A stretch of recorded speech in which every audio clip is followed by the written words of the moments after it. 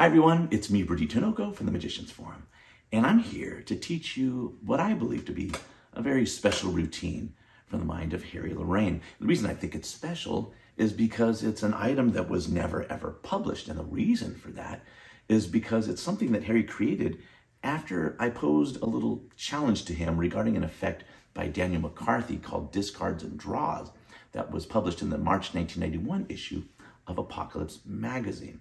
So in this effect by Daniel, it's a poker demonstration that requires you to have a pretty lengthy setup, but you have to do 2 pharaohs. And you know, for some folks, that's pretty difficult. In fact, I'm going to be showing you a video of me performing this effect as it was originally presented by Harry in Apocalypse, where I'm struggling with those 2 pharaohs. We were at a winery and it was really hot.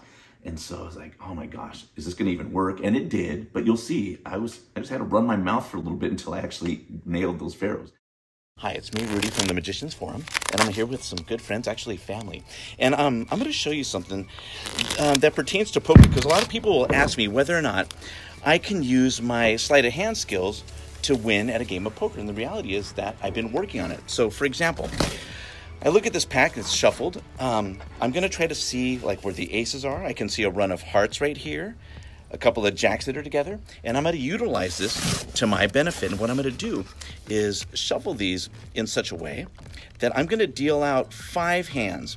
And these 5 hands, I'm gonna be building the pot here. So what I mean is that I'm gonna deal myself the aces, but it's not enough to deal myself the aces, because what I need to do is make sure that everybody's betting and increasing that pot, so when I do eventually win, it's gonna be worth it. So look, there's the shuffle now.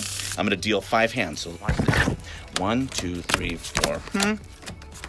Now, hopefully you guys know hands, and I'll kind of tell you what I'm dealing people so you can follow along. Here's that 4, 1 more each. So what I gave this guy here, to make sure that he stays in, I gave him a full house, jacks and 4s. Look, I hope this works. But look, there's 3 jacks and 2 4s. This guy is gonna stay in, so I'm building the pot here, because again, just because I deal myself the aces, who cares if there's no money in the pot? This person, I gave him a full house. This one is gonna get a flush in hearts, but I don't wanna give him all the hearts. I gotta make him work for it. Again, I'm trying to build the pot here. So look, I gave him, there's 4 heart cards. He's gonna ditch this king. So let's say he draws. Now I set these up so when he does draw, homeboy gets a heart. So you know he's gonna go like all in with this flush. Now this person, I dealt him 3 queens. Now if you get 3 queens, look at that, 3 of a kind, 3 queens, that's great. But he's gonna try to say, man, let me put some more money up in here, because let me see if I can get myself another queen for a 4 of a kind. Now I'm telling you, the way that I shuffled these, bet he gets a queen. So now you know we got this pot growing, right? So this person, I gave them a straight, all right, but not a full straight. Again, I want them to build this pot here. So look, I got 6, 7, 9, 10, and a king. They just need an 8. So let's get rid of this one and say they deal this top card to themselves. Boom, an 8. Can you imagine like all the money that's in this pot? Now for me, look at this is what I got. I got 4, a 2, an ace, a king, and an ace. So, all right, that's not too bad. A couple of aces, but not good enough to win against what I got here. It just depends on what I draw. So what I've done here is dealt myself, look, another ace, and another ace, and this 10, which means that essentially you don't want to play poker with me. So, what I wanted to ask Harry is if there's a way to restructure this setup so that you don't have to use pharaohs. And this was back again in September 2019.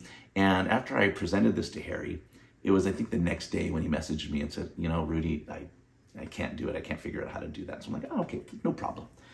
But apparently, you know, Harry lost sleep over it, because it was a few days later where he said, man, I could not get this challenge out of my mind. And so he came up with a setup that's different from the original, but he came up with this new setup that allows you to do this without any pharaohs, which I think makes this a lot more doable. Now, what I think would dissuade some folks from doing this is that, again, it is a pretty lengthy setup. So either you memorize the setup, or otherwise you're gonna have to see the little the setup on a card or something, and then get the cards in there proper order. But what I've discovered as I perform this is it's actually not all that difficult to do, really.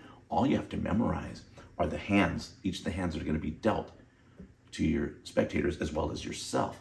And once you've memorized that, and the cards that need to be discarded and drawn from the pile, this becomes very, very doable, very easy. And again, I think this is a very powerful, very strong poker demonstration that'll leave people thinking that you are really a card shark of some sort. So anyway, let me show you how we get this thing set up.